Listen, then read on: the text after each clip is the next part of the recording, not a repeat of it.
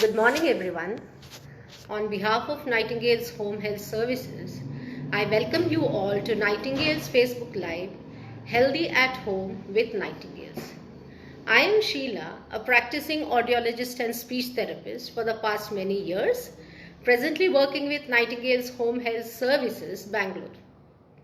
Nightingale's Home Health Services provides services for all disorders associated with speech and language for both adults and children from the comfort of your home and through our various centers. We have also initiated televideo rehabilitation services to our esteemed customers so that they do not miss out on our services. Our toll-free number is 180-103-4530. Today, I am speaking about language strategies, a few ideas.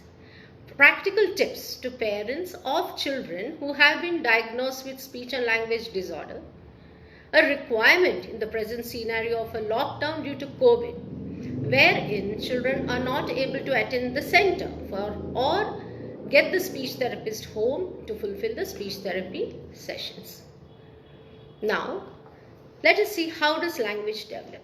The first 3 years of life is the most important phase for speech and language development because that is the time the brain is developing at the fastest rate and maturing very fast. Speech and language skills develop best in an environment which is surrounded by real life situations, activities, and people and objects. And most importantly, there should be a lot of talking and interactions with objects and people. Now, let us look at the signs of delay in speech and language disorder. My topic today is going to be narrowed down to children below 6 years of age. Okay, so what are the signs and symbols we need to see to ensure our child does not have delay in speech and language, or to see whether there is a delay in speech and language? First, the child is not smiling, not playing with others, not reacting to things happening around in the environment, poor social skills, has no meaningful play, does not understand what others are saying. And we do not see the speech skills developing in a way it should go following milestones. That is, child has to start speaking by making a few sounds. It should be followed by single words. It should be followed by child learning to string 2 words to make simple noun verb or noun adjective sentences, which should followed up by making 3-word sentences with usage of pronouns or other grammatical markers. In short, within the first 3 years of life, the child should be able to speak in 3-word simple sentences consisting of nouns, verbs and adjectives, and should have a vocabulary of say around 500 to 1000 words. What are the effects of delay in speech and language development? Why is it very important that we pay importance to the developmental milestones our children are undergoing? A speech delay or a language delay has a ripple effect on many areas of development like social development, emotional development, development of interpersonal relations. It has a direct effect on communication, and based on this, the most important impact it has is on academics. That is, language, speech and good ability to communicate is the basics for learning academics and having good learning outcomes in terms of arithmetic, maths and language. Reading, writing and arithmetic. Therefore, I as a speech therapist with so many years of experience feel wait and see till the child is 3 years whether he is able to speak or not is the most outdated approach. If you see a delay in the child talking by 3 years, please approach a well-qualified speech and language therapist at the earliest. Nightingale's Home Health Services do provide these services even during the lockdown period through tele-rehabilitation services. Our toll-free number is 1800-103-4530. So what does a speech therapist do basically? So when the parent comes to the child with a speech therapist, obviously she will do assessment. What assessment does she do? She checks the receptive language of the child, the expressive levels of the child, the communicative ability of the child. She examines all the oral structures that are required for good speech. She also checks the development of speech sounds and its clarity. She does the assessment using informal and formal assessment tools. Informal assessment tools means obviously parental interview and observing the child during the session, and formal assessments are standardized testing tools. Based on her assessment, she will come down to a diagnosis and form an intervention program. Speech therapists generally target individual sessions for speech and language development, along with a lot of counseling sessions and parental tips. If required, if she feels the reasons for speech and language delay need to be further analyzed, she will do references to other paramedical staff. Now, which are the areas that a speech therapist generally intervene? We generally intervene in development of basic speech and language concepts and also on the prerequisites that are required before the child has acquired speech. So now let us look into it. We work on development of basic concepts like size, shapes, colors.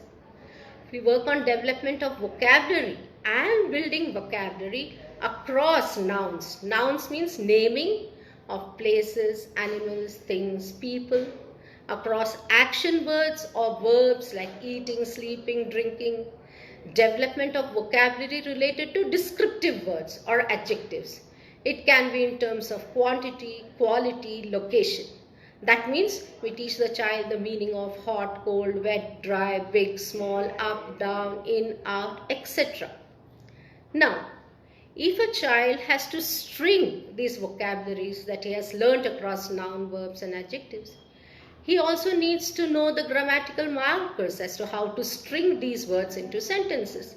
So obviously, teaching the child adequate usage or correct usage of tenses, genders in sentences, or word modification according to singularity or plurality need to be also taught. Development of development of vocabulary again then based on this will depend on different categories. So we take different categories to teach the children nouns, verbs, adjectives and other grammatical vocabulary. So what are these categories that we work on? We work on teaching names of fruits, vegetables, animals, birds, body parts, clothing, you name it, many more other categories.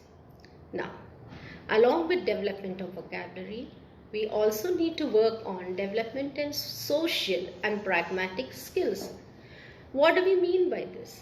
It means we need to have the skills for effective and efficient forms of communication. This involves the child having good eye contact, child having good listening skills, child should have the ability to initiate a topic. Once the topic is initiated, we should develop in the child the skill, the ability to maintain talking on that particular topic, and obviously a closure of the topic is also important.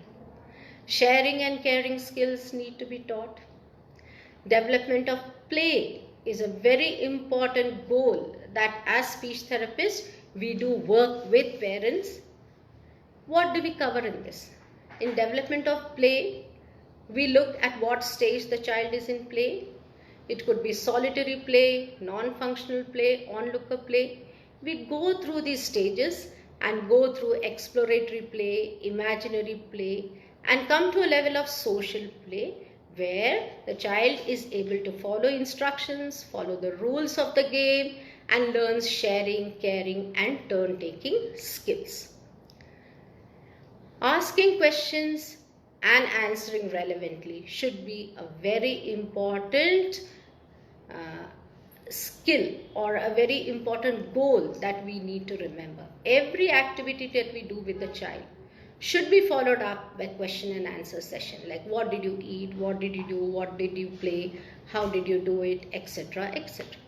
Problem solving exercises and logic and reasoning exercises are also part of the therapy regime. Now, having said that, in the present lockdown situation, when children can't come to the center and parents are locked down with a child at home, parents are lost as to what strategies do we need to use or what things we need to use so that we don't lose out on the crucial years of language development. So let us look into the strategies. There are three main strategies that we need to remember: how to speak, when to speak, and what to speak. So I shall very simply enumerate you these points. How to speak to a child who has difficulty in understanding language. Child learns language through interactive activities, by observation, by listening, and by imitating the way we talk. So therefore, the answer is in what I said. We need to be good models. We need to be expressive when we are talking. We need to speak clearly. We need to use short, simple sentences, age-appropriate sentences. Keep in mind what is the age of the child. Use very child-friendly language. And most important, I would like to highlight this point is parents need to have a naturalness when talking to the child and normal intonation patterns. In India, use of one language when we are talking to the child is very, very important. Use the same words consistently. Asking questions and expecting answers again should be a very important strategy that we should never forget. Now, what are the kind of questions we need to ask? There are three main types of questions that we need to ask. Three ways of answering. One, just asking the child to answer in a yes-no format. Second, ask choice-making questions. Third, ask open-ended questions. Now, what do I mean by this? Asking yes and no questions means, do you want a biscuit? The child has to say yes. The same question I can modify if I want a child to give me a reply in form of a single word. So I do a choice-making question. Do you want a biscuit or a chocolate? So child may say biscuit. Now I ask an open-ended question. You know the child wants something to eat. We want to encourage him to use words that he has heard, learned. So we ask him, what do you want to eat? So the expected answer is a biscuit. Okay, now following answering questions, he did say a biscuit. So what should be the next stage that we need to use? Besides these the techniques of repetition, commenting, extension, and expansion of the child's utterances should be a very important strategy that we need to use. Repetition. Repetition means what? Repeat what the child says. Comment on it. When you do these kind of strategies, child feels parents were very happy with what he uttered. They get the feeling that we are giving importance to their utterance. So ask him to repeat things. I shall give you a simple example by what do I mean by repetition, commenting, extension, and expansion. Say for example, the child said biscuit. So what will you comment? I know you want a biscuit. That's a comment. You want a biscuit? I know you want a biscuit. Yes. Okay. Now how do we extend it? Which biscuit do you want? You want a Monaco biscuit or a glucose biscuit? You want a biscuit that we bought from the shop? Where has Mama kept the biscuit? Why do you want to eat a biscuit? Oh, baby loves Monaco biscuit. How many biscuits you want? You want 4 biscuits? Yes. Biscuit is very salty, na? Look at the shape of the biscuit. Round. So when you do a conversation based on one single word the child uttered, child is exposed to hearing new words, new way of expression. He learns to use new words in sentences and also learns the meaning of the different words that you used. So this happened on how to talk. Now, when to talk? Talking is an ongoing process. We are all talking from the time we are woken up till the time we go to sleep. But here, we are dealing with children who have some special needs in terms of language stimulation. So remember, we need to do these targeted language speaking exercises when the child is happy, healthy, alert, ready for participation, and shows interest in a particular activity. Now I come to the most important aspect of language stimulation exercises. What to talk? Parents say we understand everything. But since as parents they are stressed, they are worried their child is not talking, so my job as a speech therapist works in helping them relax and teach them easy techniques which they can incorporate into their daily lifestyles without putting too much stress on their work. So let us see two main techniques that I invariably teach parents. These techniques are used throughout the world by all speech therapists. These two techniques are called self-talk and parallel talk. Basically, it involves description of activities that happens throughout the day, either with the child or what the child is observing or watching. So first I will talk about parallel play. What is parallel play? There are so many activities that we do with the children from the time the child has gone to the time the child has slept. Right from grooming him, by feeding him, by playing with him, or taking him out, or making him do many other activities. So, we use these situations as language stimulation exercises. We talk about what the child is doing, what the child is touching, what the child is feeling, what the child is smelling, seeing, hearing, etc. I shall explain this point with an example. Now supposing you are taking your child for bathing. What did I say the areas of intervention that we need to work on? Development of concepts in terms of building vocabulary across various categories. So now we take an example of bathing time. So what are we doing with the child? We are going to give him a bath. We are preparing him for bath. So obviously we are going to talk to the child. Yes baby, we are going for a bath. How are you feeling? You're feeling so unfresh. Don't we have to take bath? Come, where do we take bath? Come on, let's go to the bathroom. Let's go to the bathroom. So here you introduce another word, bathroom, which means it's a place where the child everybody goes to take bath. So once we go into the bathroom, we again describe the activities that is happening on the child or what the child is experiencing as and when the activity is going on. So we say, come on, let's remove your clothes. So again we can enumerate the different clothings that we are wearing. Then we describe the clothes, it's so dirty, it's so smelly, come let's put it into the dustbin. Okay, next we open the tap. We can speak about the sound of water splashing into the bucket. Okay, we can make the child feel the temperature of the water and describe whether it is hot, cold, warm. So child is experiencing that particular word hot when the water is hot. So he is able to relate the meaning of the word hot to that particular feeling.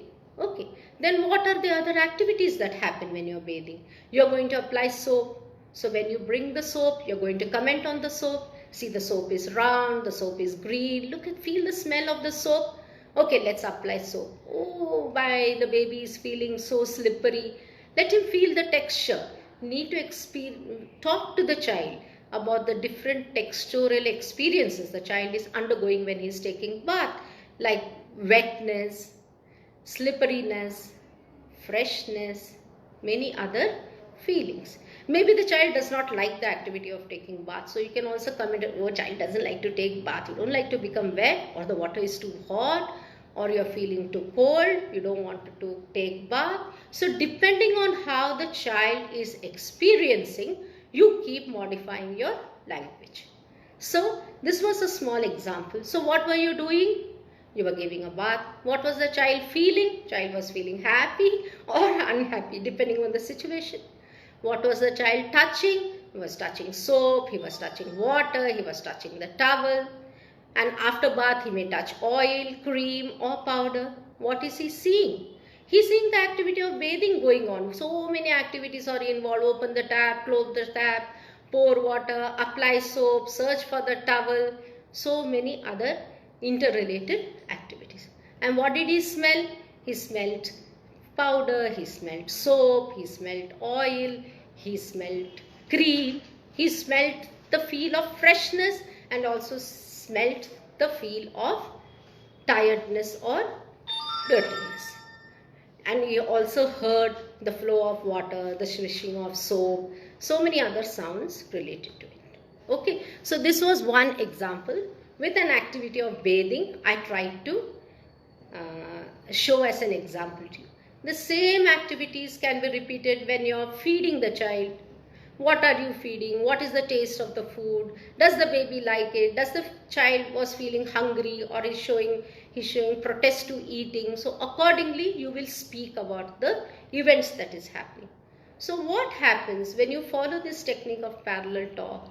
We are really not lost on what to talk. Speech comes automatically. The words fall automatically. The child is learning the meaning of the words in a natural environment. So learning becomes intrinsic. I hope you have understood. If you have any questions on these points, please put it down in the comments. I may try to describe it further. Now the second most important technique that you need to use is self-talk. Self-talk is what? It's not that we are doing all the time activities on children. Children are also watching what we are doing. So, if the child is watching what you are doing, we talk about what we are doing, what we are feeling, what we are smelling, hearing, touching, etc. For example, if you are dusting, the child is sitting on the chair. So how will you talk to the child? See, mama is dusting. Things have become so dirty. We have scattered everything here. Water has fallen. Food has spilled.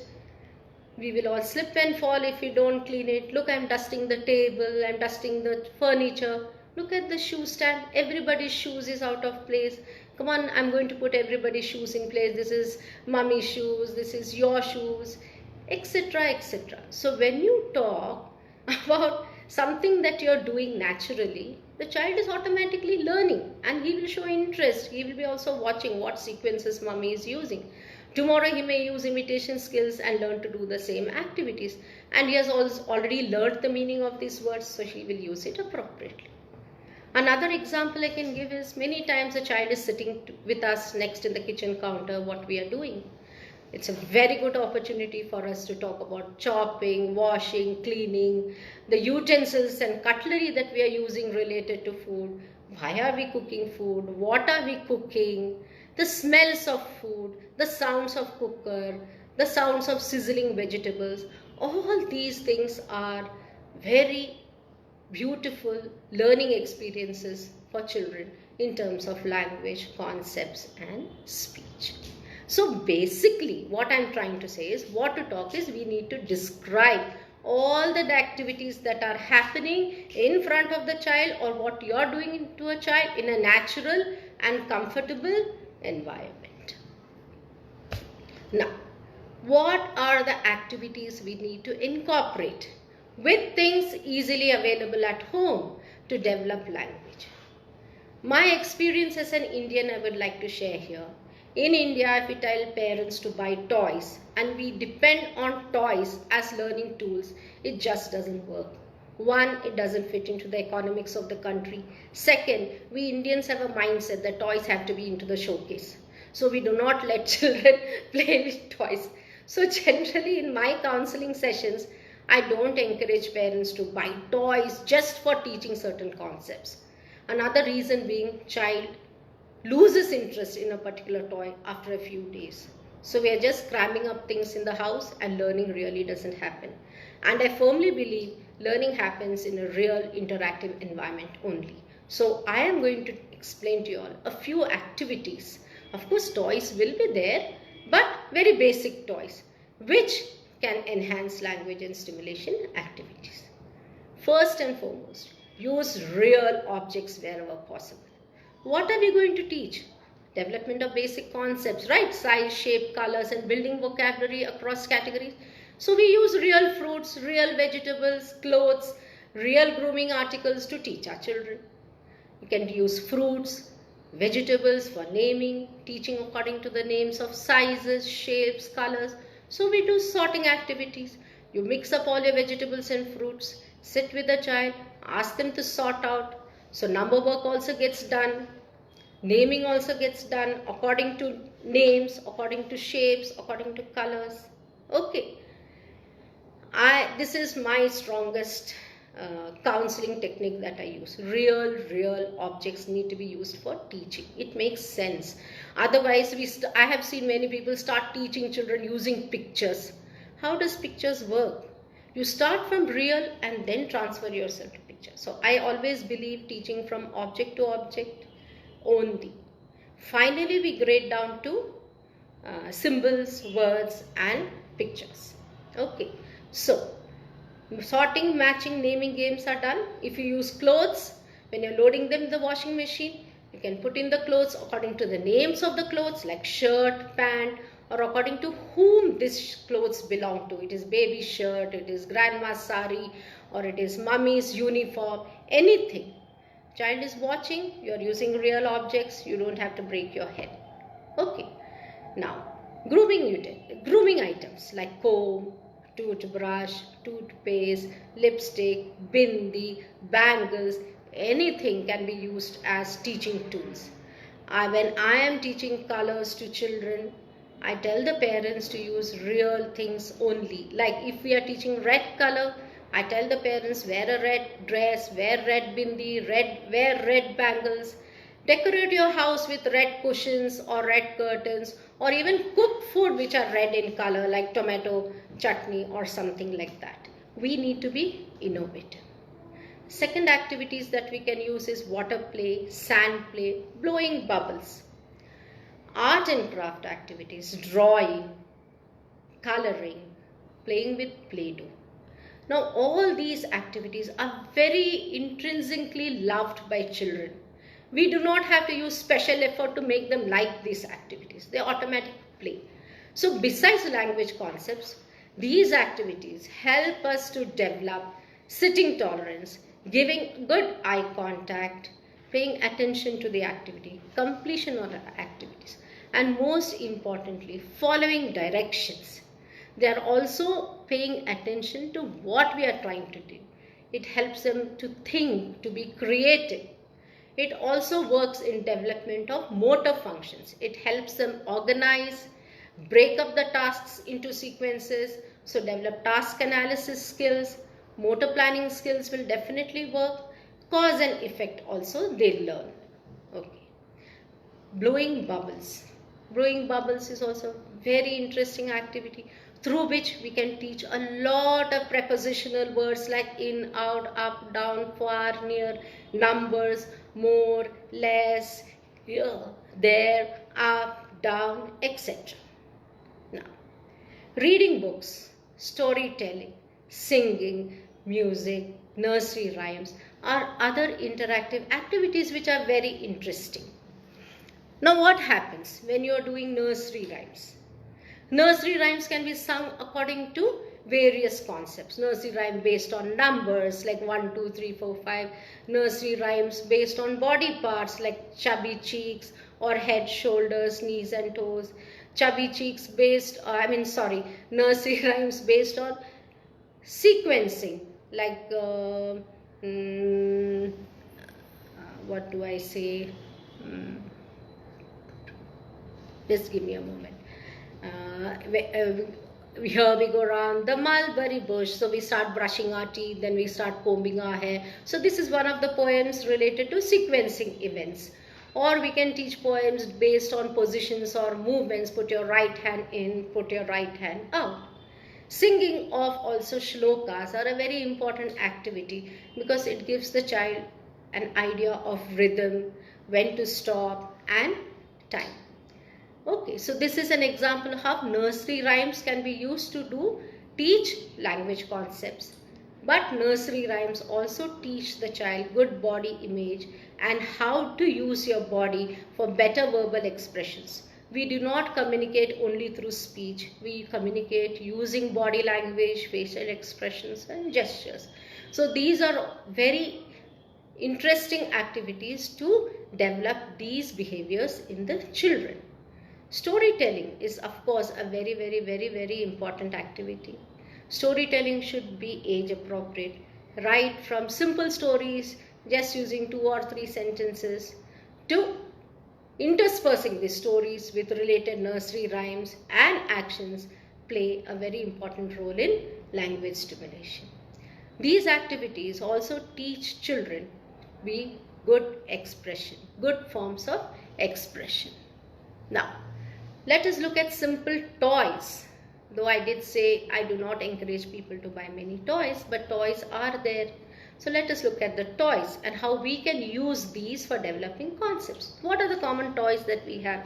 Cups, stacking nests, beads, ball, doll sets, farm sets, animal sets, to name a few. Now how do we use these? We use stacking cups, nests to start pre-math skills like teaching the child what is big, what is small, what is less, what is more. Teach them commands to arrange them in big to small or small to big, or teaching commands, give me 1 cup, or put the cup on the table, pour water in the cup. So many instructions that can work. So basically again it is matching, sorting, naming, number work and positions. Okay. It develops motor planning automatically. Child is using his hands to keep it here, then he's thinking, should I keep this here or should I keep this there? This is bigger than this is smaller than that. So he is learning by trial and error method and also learning cause and effect. Okay, so these are the toys that can be used to develop these things. Ball, in addition to these things, also work in improving eye-hand coordination. It develops social skills. The child learns the rules of the games. He also learns to identify, to watch others' body language, facial expressions and gestures. He learns the rules of the games. Insert puzzles are again very interesting toys to use, where the child is allowed to sit independently and use his thinking caps and complete the puzzle. So he is learning whole to part, part to whole, which are all basis for future learning skills.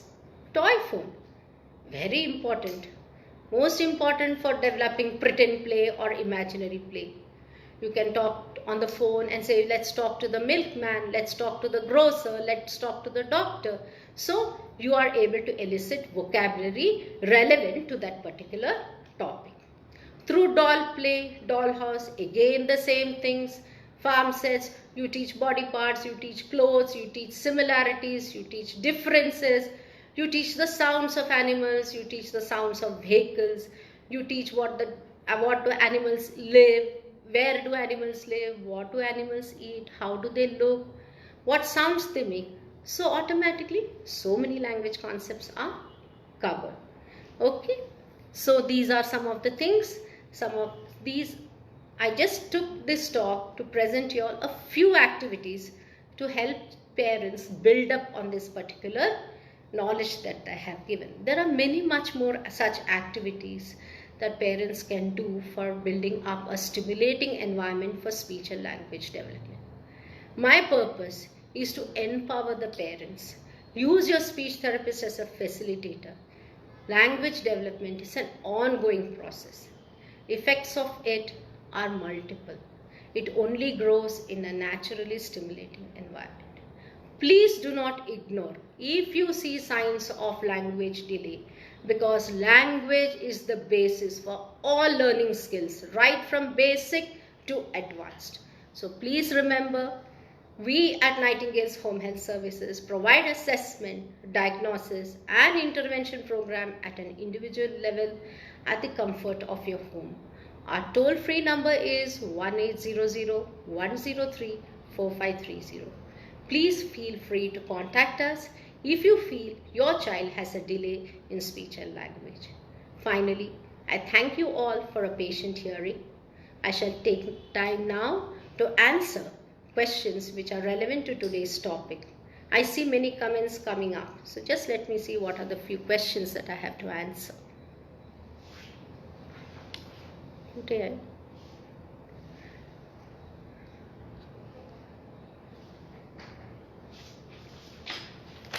I don't see any comments.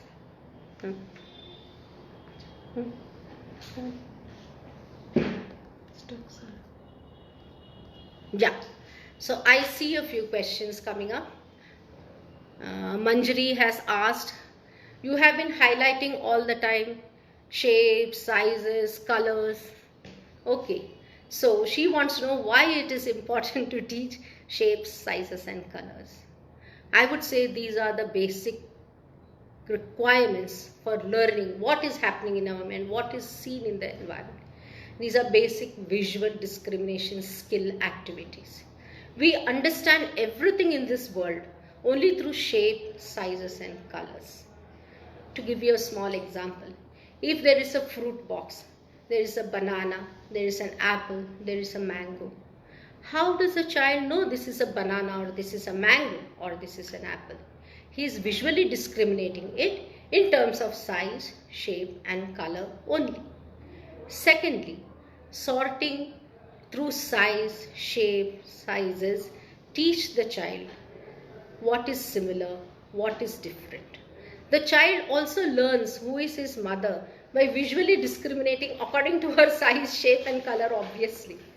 It also helps in developing logical thinking skills, and these are basic skills. Tomorrow if you have to sort a laundry, the child has to again use the concept of size, shape and color only to separate clothes according to whose clothes they belong to. Or he has to also, if he has to put away groceries too, he has to learn discrimination visually through their size. Okay, this is tuar dal or this is moong dal or this is urad dal or masoor dal. How do we discriminate the different dals? According to their size, according to their shape and according to their colors. So I feel learning shapes, sizes and colors are the most basic concepts to be taught to the children because they form the base for learning. Tomorrow, if a child goes to the garden, he says a yellow flower, he says a red flower, or he says a blue rose and a yellow chrysanthemum. How does he learn to discriminate these? Just think, it's just because of the size and the shape and the color. All are flowers, but how did he know this is a rose? How did he know this is a daffodil? By the shape, the color was the same, the shape was different. Okay, so this is how children learn a lot through shapes, sizes and colors. The second question that I see is, what are the causes of language delay? Yes, I did not put it into this particular topic because it was just a practical, I had to give strategies for children who already were diagnosed with delay in speech and language. But I would like to go into the causes of speech and language delay too. Causes could be medical or non-medical. It could be due to developmental delays caused to injury to the developing brain at the time of pregnancy, at the time of birth or at the time of delivery. It could be due to prematurity, low birth weight or any major illnesses in the first 6 months of the child. Okay, the second cause could be child could have structural abnormalities, child could be having major hearing loss or other sensory losses. Vision too can be related to delay in development of language and speech. Second, child could be having lack of stimulation. Child mustn't be growing up in a motivational environment. Child could be one of the twins, bilingualism, or child being exposed to many languages could be another cause for delay in speech and language. In the present scenario of virtual world, of laptops, mobiles, TV, all the time on and all the time, exposure to virtual medium in today's world is a major cause for delay in speech and language because children are just not active. They are just sitting and watching and doing things. There is no interaction involved. So I do not advise virtual medium as a medium of learning for children as young as 6 years. I see this as a major cause of delay. Lack of stimulation, I have already covered. Any other question?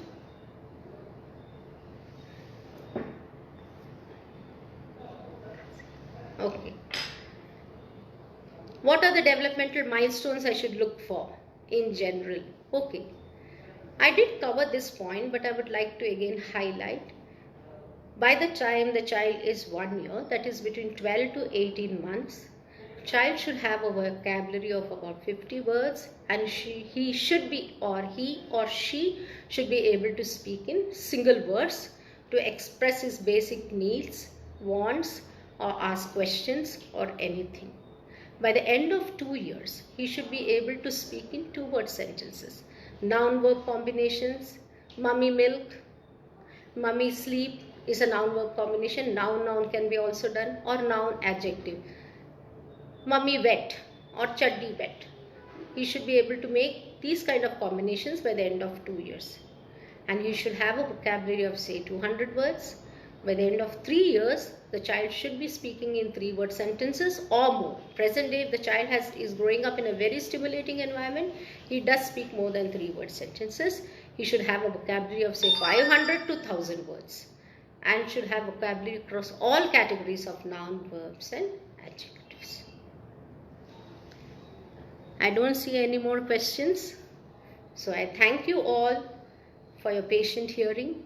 If I have missed any question, I shall definitely answer you through the comments section. Thank you all. And please remember, Nightingale's Home Health Services is providing telespeech rehabilitation services during the period of lockdown due to COVID. Thank you and namaste.